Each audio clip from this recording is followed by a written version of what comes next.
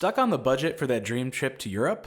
Would you believe us if we said you could have a week in Paris for just $3,000 without staying in hostels, skipping experiences, or saying no to your third pastry of the day? Stick around to hear our full itinerary breakdown of our Christmas in Paris for two, and we'll share a treasure trove of tips on how to create a trip of your own that you can book this year. Welcome to the Travel More podcast. Each episode, we share custom itineraries, travel hacks, expert advice, and even stories of our past travel failures to help you level up your travel game. I'm Shelly, a lover of plans, itineraries, and cheap flights. I'm an expert deal finder with one eye always on the budget. And I'm Bruce, the improviser, ready to pick up where plans fail to turn letdowns into unexpected trip favorites. We're here to bust through barriers that stop you from making your travel dreams a reality. So book that flight, buy the tickets, and say hello to your next adventure. This is the Travel More Podcast. Welcome to another episode of the Travel More podcast. Welcome. So today we're talking about maybe, and this is like a hard thing to say, but this may be in like my top 3 trips ever. Really? Trip. This one? Top 3? I know, and it was kind of out of the blue, but we're talking today about our trip to Paris over Christmas. So if you don't already know, kind of our strategy is that we look over an entire year of the time off we have and we kind of choose which times we want to travel. And then we build trips around that depending on what kind of deals we get. Right. And since both Shelly and I have school job schedules, we have a week off around Christmas time. So that's definitely one of the bigger times during the year that we take a big trip. Yeah. And so this was no different. And just so happens that the stars aligned and Paris was the one that ended up being, if you can believe it, one of the cheapest destinations that we found around the world, actually. Yeah. So we built an itinerary after we found out that this was the option, right? So we found tickets that were super cheap and went from there. Yeah, and if you're thinking, like you're listening to this and thinking like, what are they talking about? Back in episode 1, we did kind of like outline our travel talk strategy and how we kind of start the year. We come up with our plan of action, and that allows us to travel more throughout the year. So if you want to start that, a good place to start this whole podcast journey would be to go back to that first episode and kind of see what that travel talk strategy is all about. So this trip really came off that idea that is core to what we do, which is we don't have a destination in mind typically. Yeah. We just know what time of year we're looking to go, and then we wait to see what deals pop up. Yep. So for this trip, and this was last year. This was last year. And was it 2021 to 22? Yeah. Right around there. Yep. So we flew out of JFK and into Paris. Yeah. And there's something special about traveling at Christmas time. I know that Christmas often people will spend with families, and we try to spend Christmas Day with families as well. We did one time where we didn't, and we honestly felt like we missed it a little bit. And honestly, that time we were both pretty far from family. Yeah. So we decided when we were in Florida, we left and took a road trip down to the Keys. Yeah. And, it was fun, but I did miss having the family time on Christmas Day. Yeah. So from now on, I think we're probably going to fly out either Christmas Day at night or the following day. And probably Christmas Day at night, because honestly, that's usually the cheapest to do. But I do want to do the family stuff. But there is something to be said about traveling near Christmas, especially to Europe, because they just do it right. I mean, there's Christmas markets. It's cold, but it's not like usually terribly snowy. I guess it depends on where you are in Europe, but it's not like bad weather. It's definitely, when you think of this season, it's got the vibe. Yeah. Now, I will say, some of you might be thinking, nah, forget that. Like, I want to go somewhere warm in the winter. And I totally understand that. I think we tried that. And I don't know, I was missing something in Key West, like during Christmas Day. It just didn't seem the same to me. No, we were sitting on a sailboat, which, I mean, listen, we were sitting on a sailboat Christmas Day in the Keys. It wasn't like it was a horrible Nothing day. bad about it. Yeah. But it's up to you. Either way, traveling at Christmas is really fun. Oh, because it's no matter amazing. where you are, there's something different, there's something special happening, and there's a lot to explore. And going to France, going to Paris was no different. Oh man, yeah, it was a sight to behold for sure. Just the lights, especially, they're all up. It really sets kind of the vibe. And a lot of people go to Christmas markets in Paris, or not in Paris, but in Europe in general before Christmas. And that is a great time. That's when most of the markets are open. They start to close around Christmas. Some of them go to New Year's. It depends on what country and what town and the year. Yeah, but there is something to be said about traveling that week between Christmas and New Year's. It really, to me, extends kind of the Christmas feeling.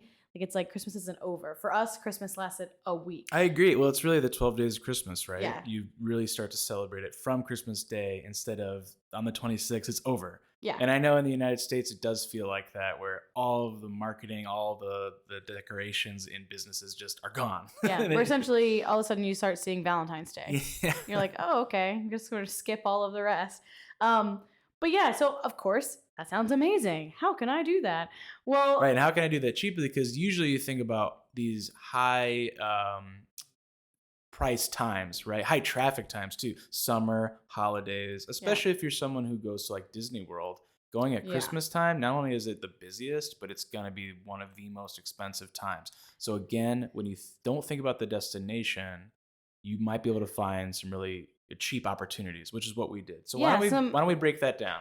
Yeah, well, but before we do, I just want to say one more thing of what you're saying is, you may find some opportunities by not focusing on the destination that you never thought were possible. Right. So that's the biggest thing here, and especially if you're just trying to travel more, it's just about getting out there for us. So Paris wasn't even on our list. We were not looking for a trip to Paris at all, actually. It wasn't even on our top 10, either one of ours. And I know that sounds crazy too. But it just popped up, and we thought, like, that sounds like a great place to spend a week, and we did it for under $3,000. So this is how we did that. So I think it's really important to break down the cost of this and be transparent about it, right? Because usually when people are going to Europe, I would say 3,000 may just get you in the door with flights and hotels. And what are you left with food and entertainment and everything else? Yeah, I've literally had someone essentially call me a liar, saying that there is no way you could go to Europe for $3,000 and not, do the really budget things like staying in hostels or eating on $10 a day or things like that. Which has its place, it right? Does, backpacking and all that, but we're talking about something a little different. Yeah, and I think we're kind of out of that phase as well. We did that when we were a little younger, but I think we kind of want to stay in, nicer hotels, not luxury hotels, but like nicer hotels. We want to eat in restaurants. Yeah, we want to have more options, really. Yeah. So I also had someone, speaking of cost, say, well, a trip to Europe, that's around $10K, right? And I was like, never it for could me. Be, but not for us. Never been $10,000. And I think where people get hung up and where we're going to start is talking about transportation and accommodations. Yeah. Because that's going to be the bulk of your costs. Absolutely. And it's also the things that you can't change once they're there. So you can adjust, your food costs and things on the fly as you're there. Oh, you go to a really expensive restaurant, and so now we need to, we're going to snack for lunch tomorrow or whatever it is. But accommodations and, your transportation, it is what it is. There's not really an easy way to adjust on and the if fly. you did have to adjust it, you're going to pay a lot because the closer you get to flights or train tickets, bus tickets, hotels, you're usually going to end up paying for that. Yep. So to start, we're going to continue to talk about Scott's cheap flights because honestly, to me, they are the reason that any of this exists. So thanks, Scott's cheap flights. But we got these tickets in April. So again, for Christmas, we booked them in April. We were not looking for Paris. We just have the Scott's cheap flights alerts. We do pay for premium, but there's also a free service. So Highly recommended. Highly recommend. So we saw the tickets pop up. They said that some included Christmas. So I just did a quick search literally on a Thursday afternoon in April, and they came up and they were $350 round trip, nonstop, JFK to Paris. And I turned to Bruce and said, let's go to Paris. You want to go to Paris for Christmas? And I literally booked them on a random Thursday night after work. The nicest thing about airline travel right now is the number of more economy airlines popping up. So the one that we flew on was called French Bee. Mm-hmm. And this deal was not just because of COVID, right? This is not just something that happened. Well, and we'll get to that in just a minute. But before, I do want to point out these this particular airline, because I was not familiar with French Bee. Let's talk about it. It was new. It is a new airline. But Scotch Cheap Flights does a thing where they only will send you deals on airlines that they have vetted. So they don't send Spirit Airline deals or like Frontier because they don't like their service. They don't think their service is up to par. So they only, will sell these tickets on airlines that they feel are worth the price, essentially. Right. Which gives me a peace of mind because we don't know what French B is, but I feel like I can trust it if Scott is sending it to me, Yes. which is another kind of benefit of their service. But as Bruce was saying before, you may be tempted to think, oh, well, 350, that's a COVID leftover sale. Like that's just a once in a lifetime deal that, Right, fell into their laps. because business is just getting up and going again. So Yeah, but I caution you to think like that. One, it's just causing you more barriers. It's kind of giving you this whole, well, that could never happen to me. That's only for these people, and that mindset is going to keep you from traveling. It's not just for us. We are just random normal regular people right? that booked a flight because we got an alert on a Thursday night And- after working our Right, regular we're- 9 to 5 jobs. Again, we are not the kind of people telling you to quit your job, go remote, get a tiny home, whatever, backpack. Mhm. This is trying to do things in your regular life right now. Yeah, literally after work on a Thursday, doing this for the time you have off for Christmas. So, and just to prove to you that it is not this could never happen to me, this never happens, we have seen multiple trips within $100 of our price. So within $100 of $350 to Paris pop up in the last year. Most recently, I saw Miami to Paris pop up for under $300. Yeah, I got an email for Black Friday and like Cyber Monday deals, and it was I want to say $272, if not cheaper, out of Miami, out of JFK, a lot of Eastern Seaboard cities. Yeah, so this happens. This is not that was one time ever, you won some sort of contest. Like, that's not what this is. This is just, we keep our eyes and ears open. We have our travel talk strategy already in place, and we are able to jump on deals when they come up. So do not get stuck into thinking, this can't happen to me. This is just for certain people, because it's just not.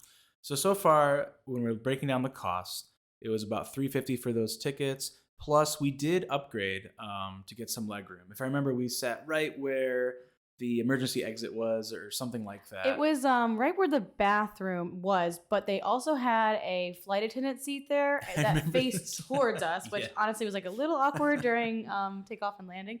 But we had so much room that like I physically could not touch the wall in front of me.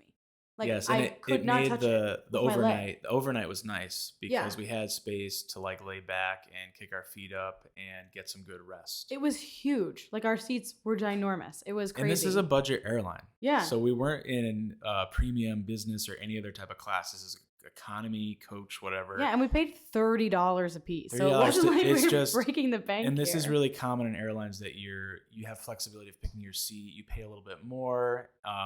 So and it's really important to know if you're someone who's super tall or whatever you may need.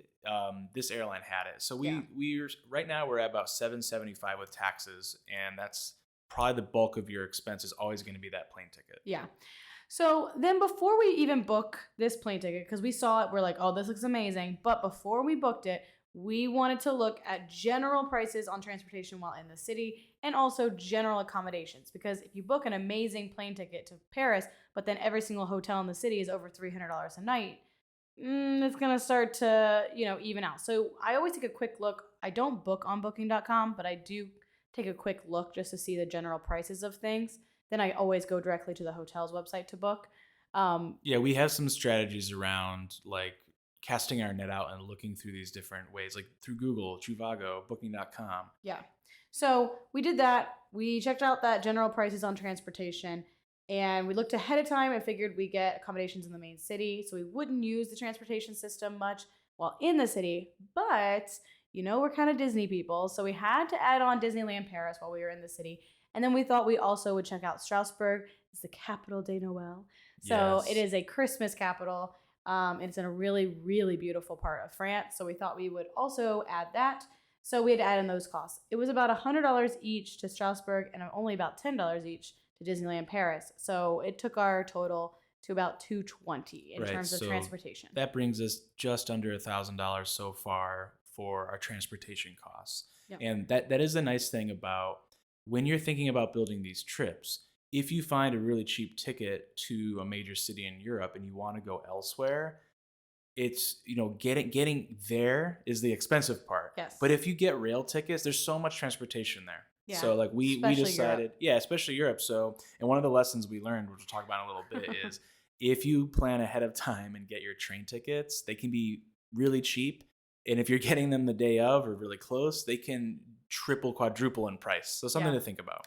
Yeah, so that $100 ticket to Strasbourg didn't have to be $100 each. It's just that we drug our feet on booking it and then booked it like the day before or the day it left. Right. And it jumped way up. And just so you know, if in cities like Paris, using essentially their subway system is not something you need to book ahead of time, right? That's just like New York or Chicago or Boston, where you're getting a ticket, a one ride. Yeah. But the other types of rail systems that connect inner city or into different parts of the country, those are the ones that you have to book like you would an Amtrak or a bigger train where you have an assigned seat. Yeah, so we already booked. We have a trip in about, it was about 6 weeks before we booked our train ticket from one country to another. So, and that's what I would probably suggest, is looking about 2 months to 6 weeks ahead. They probably won't have train tickets before then. They usually don't release a schedule until about 2 months. Right. Before. So it's not as far out as a plane. Yeah, but that's another money saving tip, is when you see that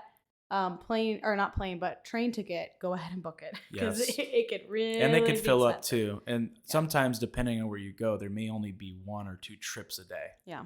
So speaking of those accommodations near the city center, I always like to look at the different tourism websites to get a breakdown of neighborhoods. So like Visit France, or Visit Paris, those kinds of things. And I actually had a hotel booked near the Eiffel Tower, but through more research and more understanding about the different neighborhoods in Paris, I actually canceled that one and went and booked in the Latin district. So just to recap, I had a hotel that literally, like, balcony, you could see the Eiffel Tower. I think it was like a 10-minute walk there. To me, that was like quintessential Paris. Like, that's where you want to be, right? But then when I looked, and actually most of the attractions are not on that side of Paris. They're on the other side. And so that's why I switched to the Latin district. And man, oh man, was I glad that I switched it. And honestly, this comes down to you and what you might like. Mm-hmm. Another reason why, if you use us as consultants, we could help you do what we've been doing for years now. Is figuring out, there's what we think and there's what we discover in reality. Yeah. So, and the more you travel, the better you get at it. Right. So we were really glad to have a hotel in a different district, because Paris was very easy to use public transportation. Yeah, we still got to the Eiffel Tower and all of that, but that actually was our least favorite part of Paris. So we are glad that we didn't stay there the whole time. We probably would have had a different outlook on the city as a whole if that was our home base. Yes. So instead, we stayed in the Latin district, right next to Notre Dame. I mean, right next to it. Our hotel was very basic. I wouldn't necessarily recommend to stay again, but it's not like we have a bad review either. So I'm not going to name the hotel just because I think it's fairly neutral. Like, it was fine. The front desk person was very nice, gave us some recommendations on places to eat in the area. But the hotel room itself, I think it had 2 twin beds that we pushed together. So, like, not amazing or anything, but we weren't mad about it. It was just basic. It was a bed. It was a place to stay. Yeah. So it was about a 5-minute walk to Notre Dame. So, I mean, again, it was a good location, fine place to sleep. We stayed there 2 nights, and it was a total of $288. So after those 2 nights, we went to Disneyland.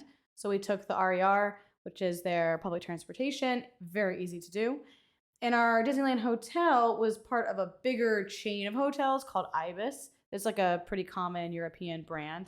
Definitely recommend. I would recommend them. Yeah, it was clean, and they're obviously consistent. Yeah, like I think wherever you're going in Europe and they have one, they're almost always the same kind of thing. Right, and it's like a Holiday Inn or something. Like, it's basic, it's clean, it's nice, it's you know what to expect, and it's very easy. It's friendly for travelers, and they have sometimes express versions of their hotels too. Right. So super convenient to Disneyland by train. I think it was a 10-minute train ride, so very easy if you are going to Disneyland Paris and you're looking for somewhere. That's a great option. I think it was from Paris to that area right outside of Disneyland. It was about a 45-minute trip. It was easy. And then getting to Disney is like Shelly said, just about 10 minutes. Easy peasy. So we stayed there one night. It was $125 with tax, or like right around there. And then we went to Strasbourg. So Strasbourg's on the border of Germany. So it has a It's lot of German influence kind of in the architecture and things. it's in the Alsace region. Yeah, so it's very Beauty and the Beast. If Yes, you it's a know classic. that. Like when people think about medieval towns in Europe, Strasbourg is definitely in the top 10, if not top 5 places to visit. Yeah, it was amazing. Very Christmassy, very cute. Beautiful cobblestone streets. Yeah, I mean, beautiful just the whole 9 churches, yards. various architecture, Yeah. medieval architecture. Really cool stuff. So we stayed there for 2 nights. This was part of a points and miles redemption. It was like a half points and miles, half cash. So because of that, it was a 4-star hotel and it cost us $247 for 2 nights. So and normally, what would that have been? Cash price, it would have been a little higher. I always like to point out our points and miles or any kind of discount we get just because, if you're not in the points and miles game or you're not getting the same discounts, I don't want to, I don't want to put it out there and it be wrong. Like you go in and be like, wait, but I couldn't get that. You can if you do these steps, but I know not everyone's in that same, and if you want to learn more about that again, you can go back to our second episode about travel hacking. Yes. Again, we just recommend listening to all of our episodes. So we had $247 for 2 nights there. It was an amazing hotel right in the city center of Strasbourg.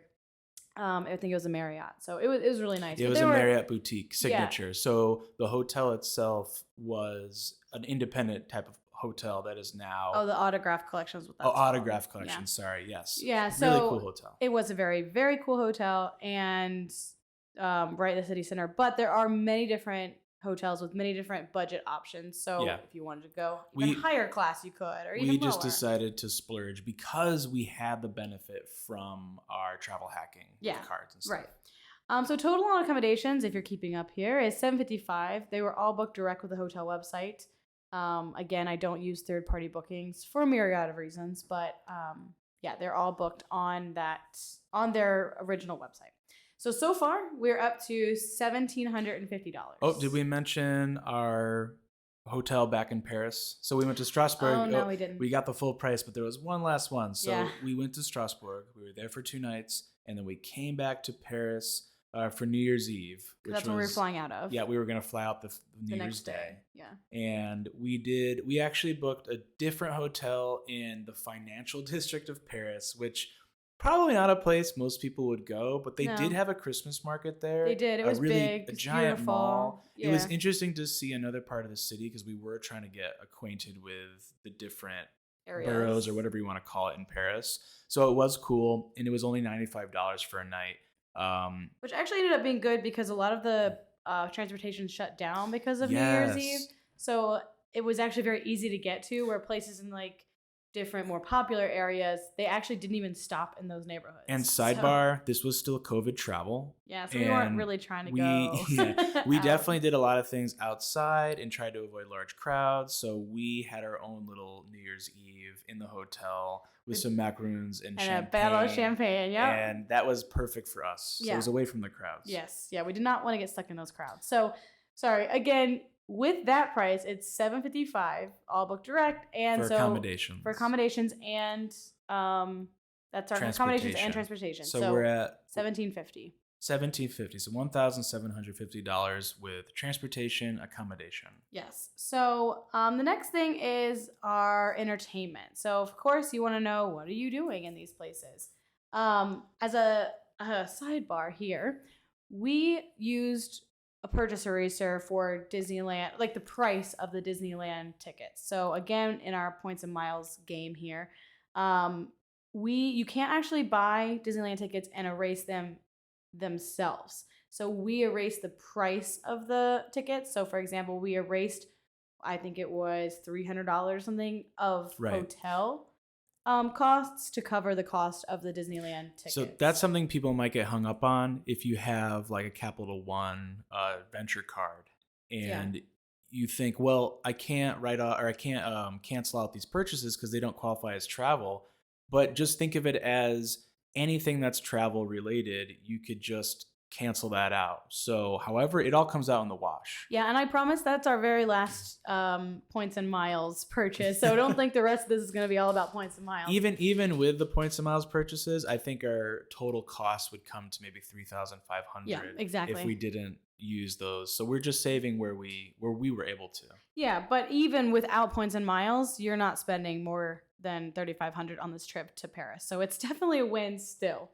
So our entertainment really, I think the number one entertainment we did was Disneyland. I Yep. mean, Disneyland Paris, we can't go all the way to Paris and not try out the park there. So we were there for the holiday festivals, like in the Studios Park.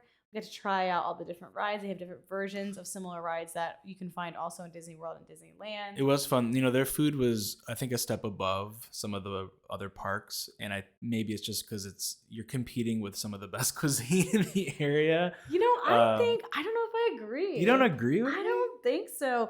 I mean, it was still like, park food. I think that Disneyland Paris actually has one of the weakest theme park food. Well, okay, it's not very programs. big. It's not very big.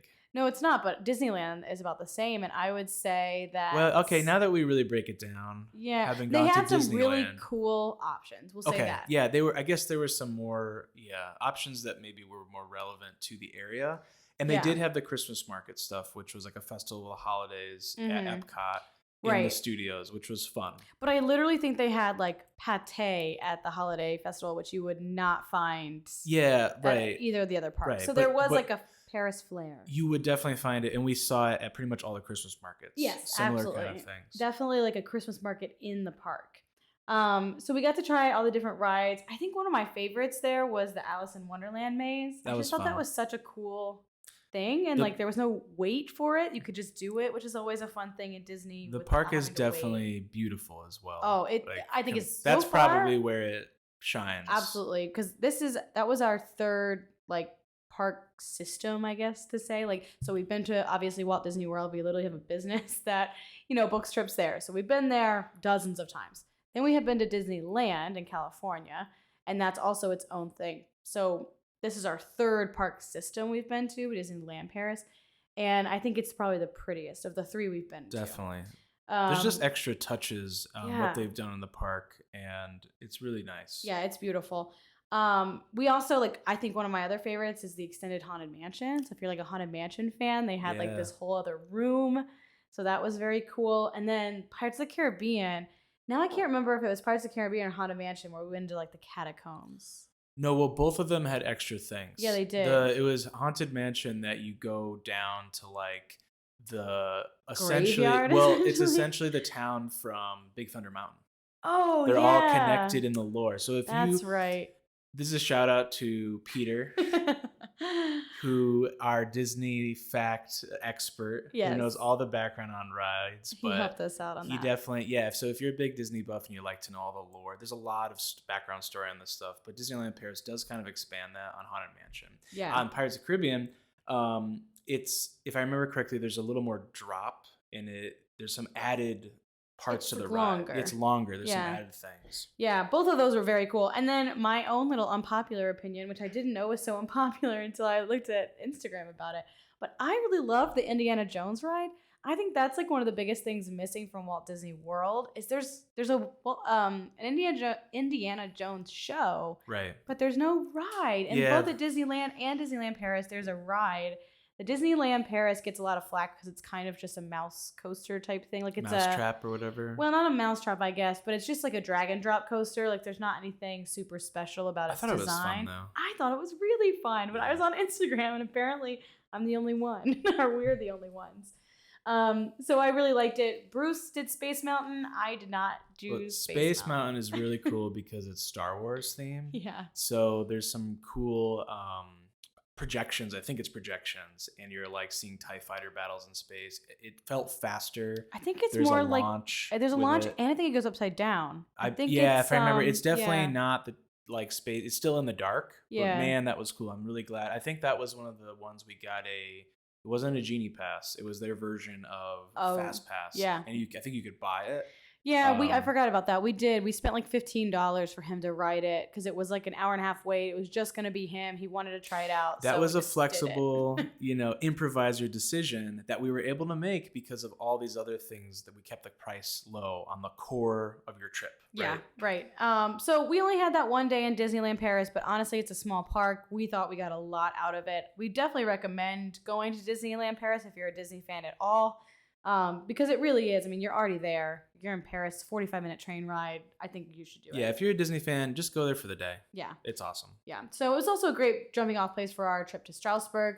And then the rest of our entertainment was mostly kind of what we do in Europe in general. We went to Christmas markets, a few that were open still. We like to meander in and out of churches because the architecture is beautiful. And it's free. Yep. And just walking the city, like European cities are so beautiful. There's so much history you can find literally just by walking and keeping your eyes open. And a lot of times there's just historical exhibits or Yeah. key, landmark sites to see that don't Mhm. really cost anything. Mhm. And again, going back to if you're able to take some of these tips and keep your accommodation transportation really reasonable, you can have money for improvising. Yes. Which is one thing I wanted to bring up. Yes, how we found this was literally by just walking around. So exploring, and we had some places we knew we wanted to go and see, and then the rest we kind of just filled in through inspiration. Mm-hmm. So I really love music. I knew that if we had the chance to see some live performance, especially around this Christmas time, there were going to be cool concerts, that I wanted to do that, especially hearing music in acoustic spaces like the churches of Europe. So when we were in Paris, I think it was this before we went to Strasbourg or Disney. Yeah, this was like in the very second day. Yeah, the second day. And there is another cathedral. So Notre Dame is not only, it's wonderful, but it is being rebuilt right now because of the fire. And there's a really awesome exhibit you can see about how they're doing that. Mm-hmm. Big murals that explain it. I highly recommend going and seeing that. But another cathedral is Sainte-Chapelle, which is not far at all from Notre Dame. And they had a concert series going through it was like a QR code on a poster that we scanned. And it was literally like that night. This is why you should keep your eyes and ears open, because we were walking around and we just saw a big line of people and we were like, I wonder where they're going, so we kind of like were looking around the thing and we saw that QR code he's talking about and scanned it. And people were scanning in, right? Because Right. everyone's on their phones now. So they had a performance that day, but it was classical music. There was a beautiful singer, and like a couple, Christmas carol type things. Some traditional stuff. It was a variety of things, but really awesome. And to be in Sainte-Chapelle, to see that space with the stained glass windows and hear music of the time, that church was even built, and some other things was great. A great experience. Yeah, that's one of those times where sometimes it costs money to even go into a place, so it actually makes more sense. Right, that was the other thing. Yeah, just to pay a little extra and go see an event or go do a thing inside. I wanted to go anyway, so Yeah. this kind of, you got a double whammy of you get to see the structure, which is very protected. Mm-hmm. Some churches you can go into, other ones are way more closed off and you have to get specific times, but we also got to see a concert. This happened one other time in our travel. I specifically remember, which is when we went to the Ice Hotel in Quebec City, where it cost like $20 to go in and literally just go walk around. Right. Or it cost $40 to go in, get a private tour, make your own ice glass, and get a cocktail. So sometimes, even though you're like, oh, $40 a person, I don't want to spend that. But if you're already going to spend $20 a person to go in, sometimes you're like, well, it costs like $10 for a cocktail by itself. So I might as well get the tour and get to do this other experience. So sometimes those are worth looking into. So that was pretty much kind of our bulk of entertainment, was our typical European kind of walking tour, and then Disneyland Paris and this concert. And it would have been, for anybody else, like tickets to the Louvre or some of the other museums or attractions. Again, keeping your budget in line with transportation really opens up options for your entertainment. Yeah, and let's move on to that, because that is like, this is my favorite part of the whole thing. Of course, you cannot go to Paris and not talk about food. So this is like the thing I was probably most excited about for Paris is the food.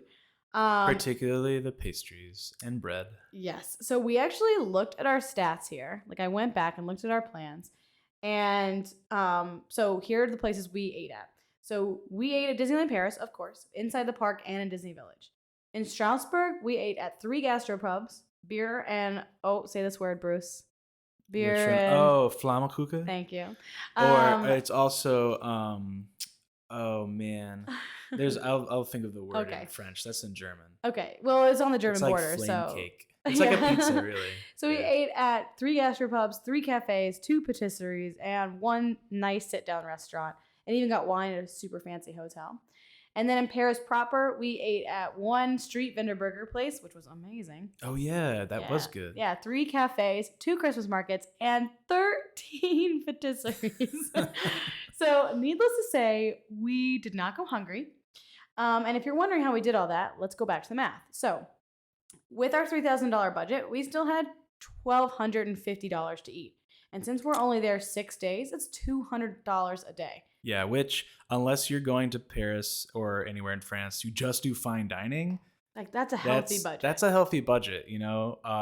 Because even just you could even think about the hotels you stay at. If you have coffee there, sometimes it comes with breakfast, whatever it might be. What are you really spending on food every day? It's not, that's so much. You have so much left over to play with. Yeah, and I don't know about you guys when you're traveling, but for us, like we'll usually do a more snacky type lunch, breakfast to just sample local stuff, and then we'll sit down somewhere for dinner. So usually our breakfast lunches, they're not really expensive at all. We're just picking at places, we're eating something here, something there, we're sharing a lot of stuff. So we have like quite a nice budget for our dinners. So that $200 a day, I mean, we used it, but it was a healthy budget. So we didn't feel like we were skimping there. So that's kind of our wrap of our Paris trip. As we mentioned before, we had those Disney tickets and the Marriott Hotel discount. So if you weren't using any type of travel hacking, which I would not suggest, I'd always suggest doing some type of travel hacking. But if you weren't using any, this trip would probably cost you closer to $3,300 with the Disney tickets. If you wanted to stay at a similar hotel that we did in Strasbourg, maybe closer to $3,500. But I think we can all agree that $3,500 for a week in France is still pretty amazing. I mean, that's pretty awesome. You know, for 2 people to be able to do that and have some flexibility, it's great. Yeah, it's great. Definitely and affordable. This doesn't just have to be Paris. Like, Paris is an expensive city. You could redo this type of trips in a lot of different cities. It's all about keeping an open mind and flexibility. For the very beginning of the year, watching those flight prices. I mean, we recommend through Scotch Cheap Flights just because it's an easy place to do. You're getting good airline recommendations. And just keeping an open mind and booking it when the iron is hot. If you wait too long, if you don't strike when the iron is hot, you're going to end up paying a lot more. Right. So use our plan to look at your own trip. Once you have the flights and the accommodations, the rest is much easier to budget around. Maybe you can make that $200 a month into a Christmas in Paris or Portugal or the Keys like we have. And if you don't know what we're talking about, again, go check out that very first episode for how we conduct the travel talk to make sure everyone's ready to book as soon as those deals drop. And as always, you can find us all over the internet at travelmorepodcast.com, Instagram at The Travel Mores, and our subreddit, Travel More. Get our planning itinerary by signing up for our newsletter. That link is in the show notes. And join the travel club and get access to other like-minded travelers, expert advice for your next trip, and maybe some one-on-one consultations. See you next time at the Travel More Podcast. Did you know that every time you book a Disney or Universal vacation, you're paying for a service that you may not even be using? Really? That's right. Travel agent costs are added to your Disney or Universal vacation, whether you use one or not. So you're telling me that I'm paying for something even though I'm not getting the help? You got it. So next time you want to book a theme park vacation, make your money work for you. By booking with Magic Pass Travel, you'll get our expertise and years of experience without paying any extra and while supporting a small business. Check out our show notes to find our contact information. Can't wait to help you plan your next adventure.